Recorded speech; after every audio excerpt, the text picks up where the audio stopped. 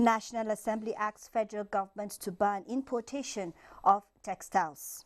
Now, privatization program of the federal government impacts positively in key sectors of the economy as Lagos State is set to open commodities and futures exchange in November, while oil fall as U.S.-China trade deals prospect dims. The program is Business Express and we're reaching you on the network service of the Nigerian Television Authority. I am Amina Nujaim. Welcome to the program.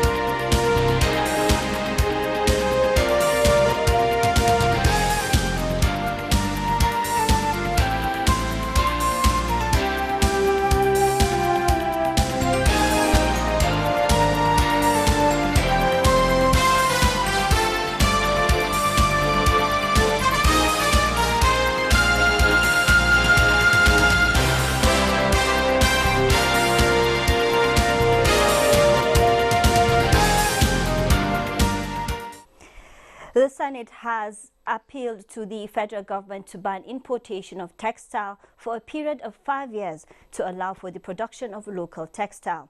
This followed the debate on a motion sponsored by Senator Kabir Bakia. The upper chamber also appealed to the federal government to provide the necessary infrastructural facilities, especially power supply, to local textile manufacturing companies to revamp the industry.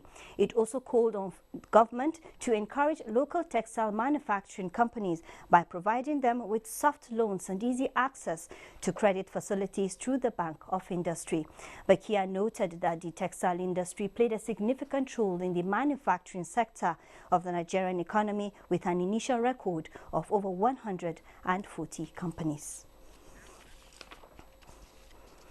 In another development, the House of Representatives has directed the Federal Inland Revenue Service to refund the sum of 4.6 billion naira to the FCT Internal Revenue Service, which was illegally deducted as tax between 2015 and 2019. The Chairman, House Committee on Public Accounts, Wole Oke, gave the directive after the consideration of a petition against FIRS, which was adopted by the House. He said it was wrong for the FIRS to take part of the money belonging to the FCT IRS in breach of the Memorandum of Understanding signed by both parties. The chairman stressed FIRS deducted 4% of the total sum of 117 billion collected on behalf of the FCT IRS between 2015 and 2019 through the Office of the Accountant General of the Federation against the agreed 2% as cost of collection in the Memorandum of Understanding signed by both parties. The Minister of Finance, Budget and National Planning, Zainab Ahmed, has lauded the attention, speed and commitment with which the National Assembly has considered the Finance Bill 2019 submitted by President Muhammadu Buhari. The Finance Bill 2019, which has passed second reading at the Senate, was presented to the joint session of the National Assembly precisely on the 14th of October 2019.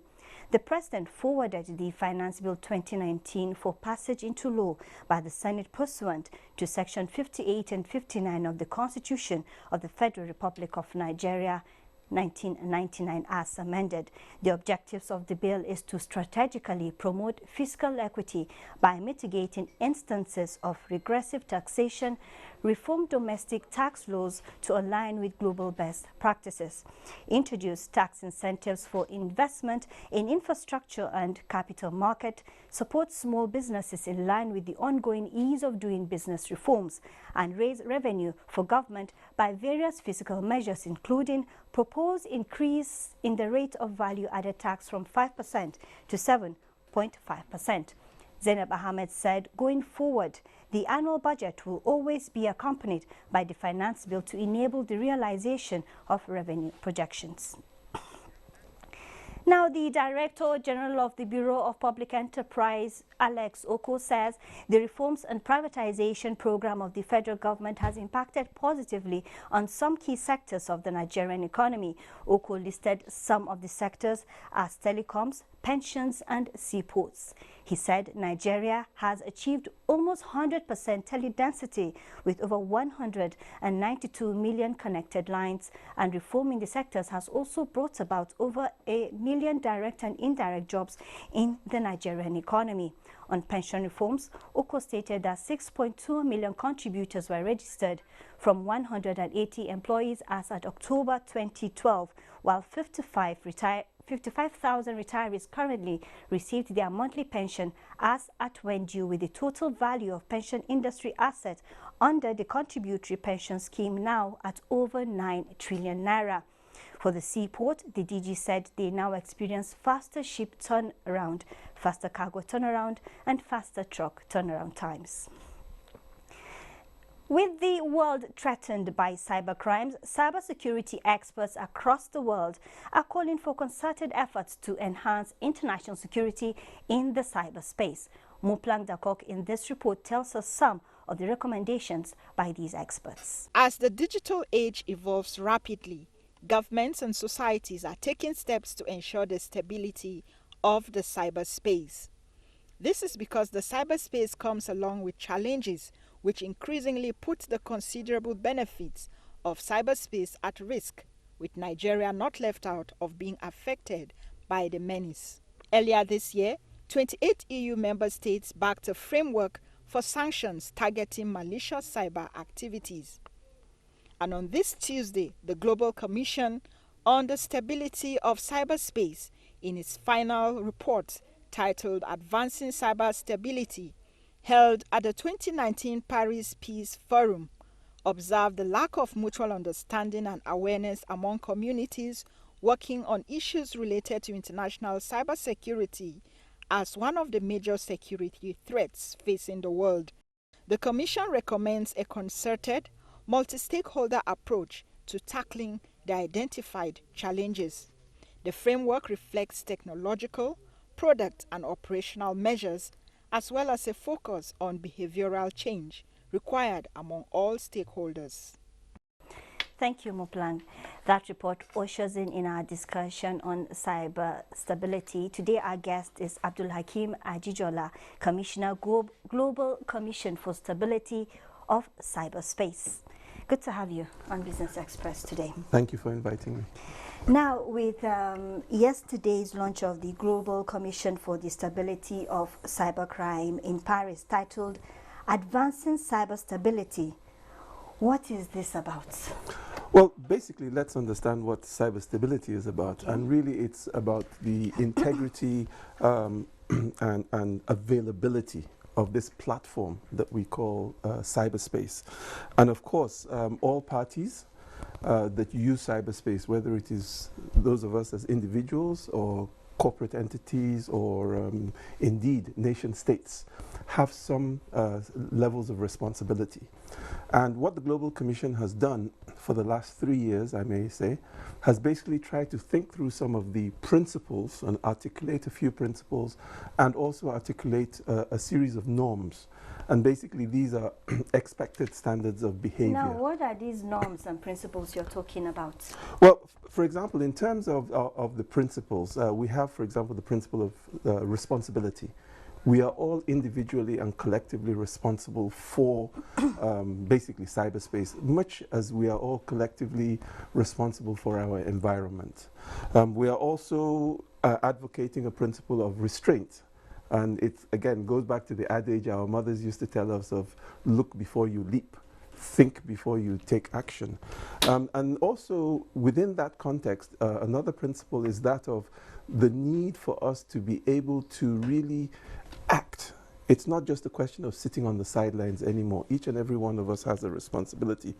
And then I think an underlying principle on all of these things is actually respect for human rights. Okay. That's extremely important. Okay, where is Nigeria in all of these? You're talking about principles, you're talking of reforms. Where is Nigeria in all of this? Well, Nigeria is making some progress. I would like to say we are struggling a little bit. And one of the areas in particular that I think we need to really work on is actually to bring in 50% of our population. Okay. We need to be able to really leverage on women. We need more women and girls to be interested in cyber stability, cyber security, cyberspace. We need to have more female hackers, for example, because they, at the end of the day... More female hackers? Oh, definitely. Is that a good thing? The word hackers connotes something negative. Well, if I may give you a quick example.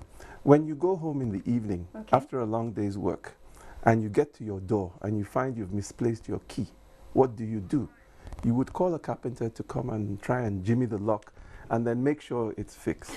This carpenter is using his tools and his knowledge. Okay. This is hacking, in effect.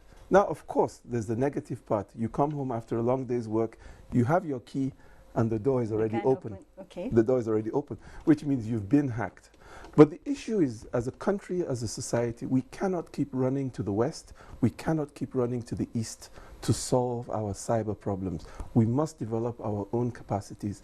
Indeed, we need to create, as a society, a cybersecurity solutions industry. And there's money to be made. As at 2015, about the African cybersecurity market was about $1 billion. Today, depending on the estimates you use, it's anywhere from 2.32 to $4.5 billion. And so I would ask the listeners, what piece of that action, what piece of that market are you going to get? Are your kids going to get? I would ask government, what piece of that are you going to tax? Now I'm going to ask you, yes, you're talking about numbers, billions, money, yes, millions. yes. In terms of the Nigerian economy, how important is cybersecurity? Well, again... Let me come in here. You're also talking about the global, we are looking at the global village. Yes. Which part of that is Nigeria and how can it benefit? Well, again, in terms of the scale of the problem, as of about 2-3 years ago, the NSA had indicated that the damage to our economy was about $127 billion US, which is about 0.8% of 0.08% of GDP. Bearing in mind that the whole cement sector is 0.9 or 0.95. So the damage of cybersecurity is almost the equivalent of cement sector. And we know who the richest person in Africa is, which sector he dominates. Having said that, the issue is for us not to focus simply on the problem. Let us build a sector that solves the problem, that creates jobs by empowering young people to be able to protect you and I, and of course, the viewers. You're talking of challenges. Yes. Looking at the Nigeria cyberspace, yes, what urgently needs attention? There are a number of things. First of all, I think the largest set of challenges are human frailty, ego, sometimes our innate criminality, the ways we want to be able to cut corners. I think these are very critical challenges. We all know our infrastructure challenges. I mean, we've seen in recent times challenges with electricity, the deficit of that infrastructure, the costs. I know the Honorable Minister of Communications and Digital Economy has been seeking ways to bring down the cost of bandwidth. And also, I think one of the big ones is resistance to change. This platform is relatively new, and many of us that are a bit older, many of us that are fortunate to be in positions of leadership, I think are a little bit analog. And we need to really encourage our leadership to think more digitally. Okay. I earlier asked you about the Nigerian economy and Yes. cybercrime and stability and security. Yes. If we would quantify how much is lost from cyber insecurity, like the hacking, how much are we talking about? Well, as I said, a couple of years ago, our own NSA, the National Security Advisor to the President of Nigeria, had put a figure of $127 billion US per annum. I have no reason to doubt that number. I would probably say that it might be a little more, given that many of us are often hesitant to actually report. And also bearing in mind that it's only very recently, with the gradual implementation of the 2015 Cybercrime Act, that reporting is now becoming mandatory. So apart from probably the finance field, most other sectors have not really implemented mandatory reporting of incidents. Has making it mandatory, are people coming forward, or is it because it's mandatory? Well, again, you know, sometimes you have to use the carrot and the stick. I think it's important to have some things as mandatory because you must get the process rolling. But at the same time, I think we need to do more advocacy to explain to people why it's important for us to be able to understand the scale of the problem. And the truth of the matter is that no one group, with due respect to the US of A, United States of America, with all their money and power, they cannot solve cybersecurity issues alone. They need to cooperate and collaborate, and so do we. Not just Nigeria, but I mean the sectors as individuals. No one entity can solve cybersecurity issues alone. Okay, if no one individual or isolated group can solve the issue of security, on the part of Nigeria, how can Nigeria protect her cyberspace? There are many ways. I think the most important way to protect cyberspace is by reducing our ignorance. We must become a little more aware. It's like, at the end of the day, security starts, all kinds of security, physical or digital, starts with you and I. So, for example, you wouldn't leave your house and come to NTA this morning and not lock your door. Likewise, you shouldn't leave your phone without a password. You wouldn't park your car somewhere that is not safe on purpose. Likewise, we should be a bit more careful about how we use our tools. And this comes back to the Global Commission. We have one of our norms, Norm 7, is about cyber hygiene. And this means that you must take basic steps to secure your devices. Okay. So, for example, if you have a security guard in your house, common sense would say you ought to pay him or her regularly. Likewise, with our devices, we need to update them regularly. So there are certain basic cyber issues. If you use health as an example, we are taught as children, wash your hands after doing one thing or the other.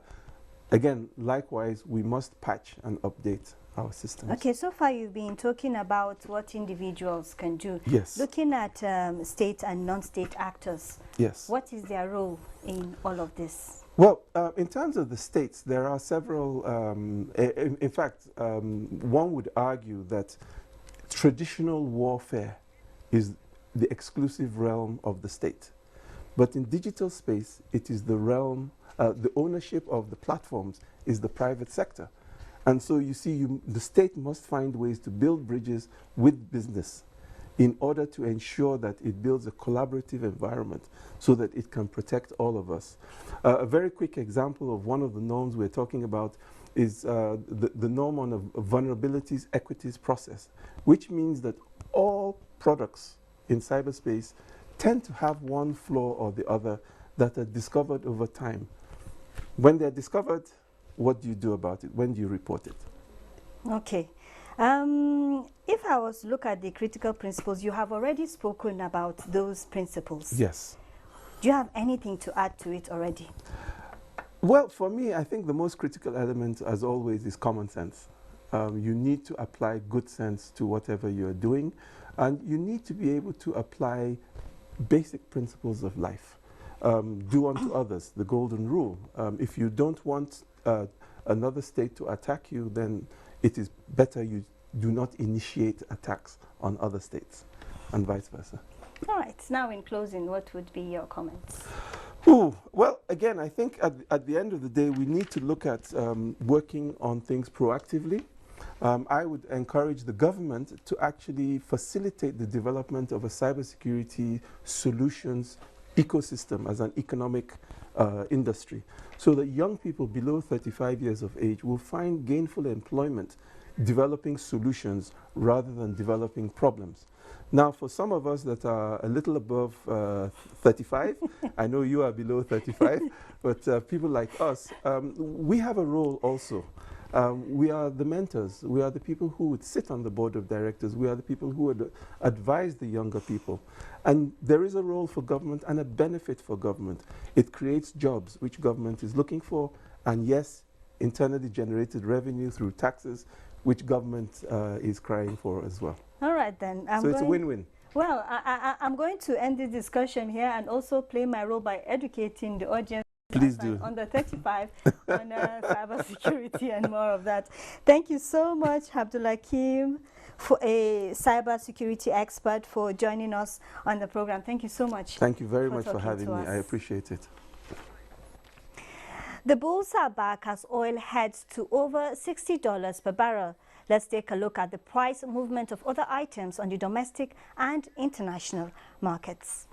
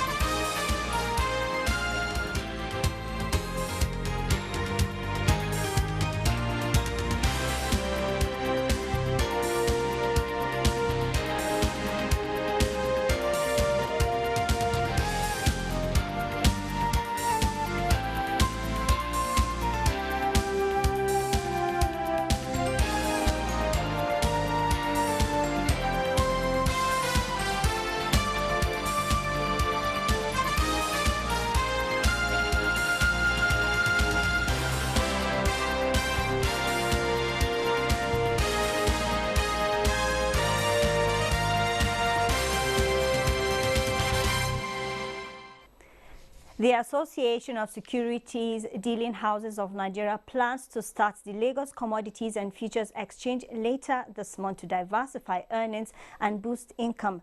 Managing Director of the association, Akinshola Akederu Ale, said the organization is seeking to help its members broaden their sources of income as Nigeria's benchmark index has declined 17% this year, while trading volumes for 2019 are lagging behind those in the same period for 2017 and 2018. According to the data compiled by Bloomberg, the exchange will begin operating after a final mock exercise scheduled for November 15th. He said at inception, the BERS will list contracts on 40 agricultural commodities, including sesame, sorghum, millet, maize, as well as 10 crude oil producers. The market is starting amid a push by President Muhammadu Buhari's administration to diversify from crude by encouraging investment in agriculture and minerals. Now, the Nigerian equities market has closed today in the negative, depreciating by 0.37%. The all-share index closed at 26,357.61 with a volume of trade of 610 million shares valued at 11.1 billion naira in 5,031 deals. Market capitalization stood at 12.8 trillion naira. The top trades were Zenith Bank, Access Bank, and Nigerian breweries. Top gainers were led by Guinness, Zenith Bank, and Access Bank, and the losers were Total, Dangote Cement, and Unilever. Now, European stocks trade lower as US-China trade war resurfaces as Hong Kong's stocks lead losses regionally. Here is a summary as compiled by Benny Adams. Asian stocks sank after US President Donald Trump threatened more tariff hikes on Chinese imports if talks aimed at ending a trade war failed to produce an interim agreement. Market benchmarks in Shanghai declined by 0.33% to end the trading session at 2,905.24, while Hang Seng closed at 26,571.46, depreciating by 1.82%. Nikkei joined the decliners to dip by 0.85%. Stocks in the United States of America were posting positive numbers in early trading as investors were cautious of trade war's outcome. The Nasdaq advanced 0.26% to post 8,486.09, while the Dow Jones remained unchanged. European stocks were lower as US-China trade concerns resurfaced. The German DAX in early trading showed depreciation of 0.92%, while FTSE 100 notched lower at 0.55%, and the CAC 40 drifts lower on trade concerns at 0.62%. Back home in Africa, the BS reigned supreme in the African equities market. In early trading session, the South African JSE Top 40 lost 0.13%, posting 50,147.33. Kenya's Nairobi All-Share Index declined 1.22% at 154.02. Tunisia Tone Index was at 6,977.95, losing 0.24%. The Ghana also depreciated, as well as the Namibia's overall index. Global Market Report by Benny Adams wraps up Business Express today. Would like to inform you that all previous episodes are available on YouTube on NTA's channel. You can also communicate with us on Twitter, and the handle is @NTA News Now. Don't forget the hashtag BizX. Business Express returns on Friday. I am Amina Nujem. Thank you for watching.